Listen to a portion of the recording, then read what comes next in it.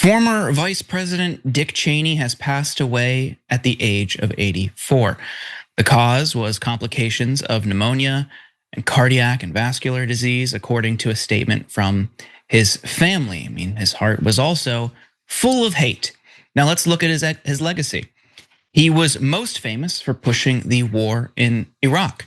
He alleged links between the 2001 attacks against the United States and pre-war Iraq that didn't exist. He said US troops would be welcomed as liberators. They weren't. He declared the Iraqi insurgency in its last throes in May 2005, back when 1,661 US service members had been killed, not even half the toll by war's end. He said this infamous lie, simply stated, there is no doubt that Saddam Hussein now has weapons of mass destruction. Cheney told the assembled veterans, there is no doubt he is amassing them to use against our friends, against our allies, and against us. By the end of the Iraq occupation, 4,431 US troops had been killed and nearly 32,000 wounded. In Afghanistan, 2,352 died and more than 20,000 were wounded. The civilian toll across the region ran into the hundreds of thousands. After all that, you'd think there might be some regret. But again, his heart was full of hate. No, there wasn't. Cheney said, I was right about Iraq.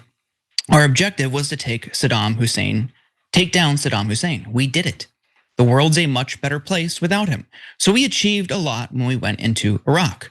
A lot of people don't like to talk about the rest of it, but we did the right thing then. And I'm convinced now that it was absolutely the right thing. Then there was his love of torture that he coined as, quote, enhanced interrogation. Torture to me is an American citizen on his cell phone making a last call to his 4 young daughters shortly before he burns to death in the upper levels of the Trade Center in New York on 9/11. There's this notion that there's moral equivalence between what the terrorists did and what we do, and that's absolutely not true. We were very careful to stop short of torture. Then a Senate Intelligence Committee report on his interrogation program shocked many with its vivid descriptions of one unresponsive prisoner frothing at the mouth after waterboarding and others shackled from bars in stress positions for prolonged periods. Cheney did not care. He repeatedly dismissed the Senate inquiry as, quote, partisan, but seemed entirely comfortable with a public discussion of the once secret techniques. Indeed, Cheney seemed proud of his role in creating the interrogation program. I'd do it again in a minute, he declared. Asked if the report created any seed of doubt for him about the wisdom of the CIA effort, Cheney replied, no, absolutely not. So even in his last days, Trae, he was unremorseful. And there is this habit that we see in the American political system and in the media that no matter what, you shouldn't speak ill of the dead. But I am noticing that in the immediate aftermath of his passing, there have been some pretty honest and clear-eyed retrospectives of Cheney's life and legacy. What do you make of this news today?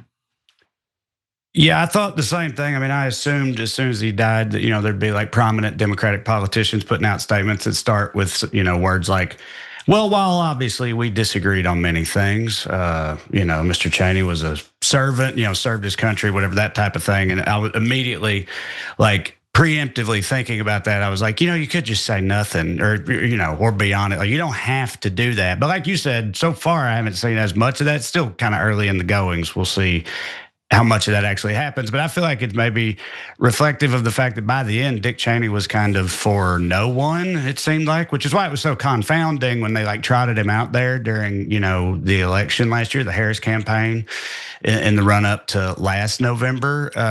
Because I feel like anybody on the left was just like, ugh, I don't care what this guy thinks. And then anyone on the right would just be like, oh, I didn't realize Dick Cheney was a rhino or whatever, because they're fully gone down the Trump trail. So I don't know what that was meant to achieve. And it seemed like it achieved, virtually nothing. And I don't know if part of that has impacted the response to it today because people realize like, oh, really no one is super into Dick Cheney apparently. But it's funny to me that like the organ, that's metaphorically associated with like, or symbolically associated with like empathy, kindness, integrity, those things is the heart. And like Dick Cheney's heart spent 50 years trying to kill him, which is funny. And his first heart attack when he was like 37.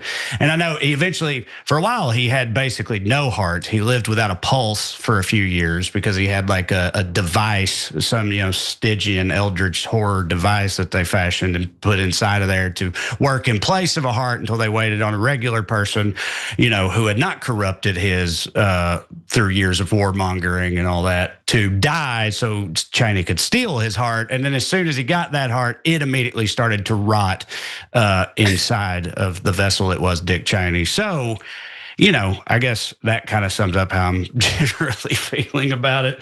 The only thing I will say is if you had told me in like 2005 or whatever, 2004 or 5, that, 20 years later that Dick Cheney would be actively campaigning on behalf of like a Democratic candidate for president because that's how insane the Republican candidate had gotten, I wouldn't have wanted to believe that that was possible, so that does also mean something about, how we've regressed in this country, but that still doesn't mean that, there's anything good or redeeming about Dick Cheney though. Yeah. Yeah. So no love lost on your end. This is, it's one of those prominent passings where I know the knee-jerk reaction from a lot of people on the left is to exhale a sigh of relief. Maybe there's some celebration. Finally, this person is out of the picture. But similar to Kissinger, it's somebody who got pretty much everything that they wanted. Right. And they never faced any repercussions. And for me, it's always a reminder that like there is truly a two-tier justice system, even more so for like war criminals and people who violate human rights around the world.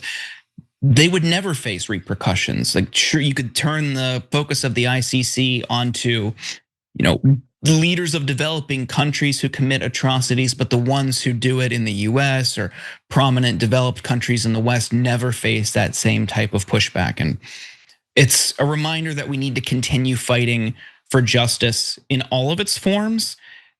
But I think you summed it up. This guy was just corrupted with every fiber of his being. And unfortunately, many, many innocent lives were lost as a result of his actions. Yeah, it's also evidence of a larger like cosmic truth, I think, that, horrible people just live forever. The worst people just seem to live the longest. And it's like the only theory I kind of have about that is like, they're not burdened by things like shame or, guilt or anything like that. They're not bothered by it. It's like if you made decisions that led to the deaths of hundreds of thousands of people, you probably have some trouble sleeping at night, I would hope. You'd feel a little bad about that. And that might have a long-term effect on your cortisol levels and stress and general health. But if you're Dick Cheney, it's just smooth sailing, baby. Just like no issues whatsoever. And that allows them to soldier on for so long, I think. So, sociopathy, I guess is what I'm saying.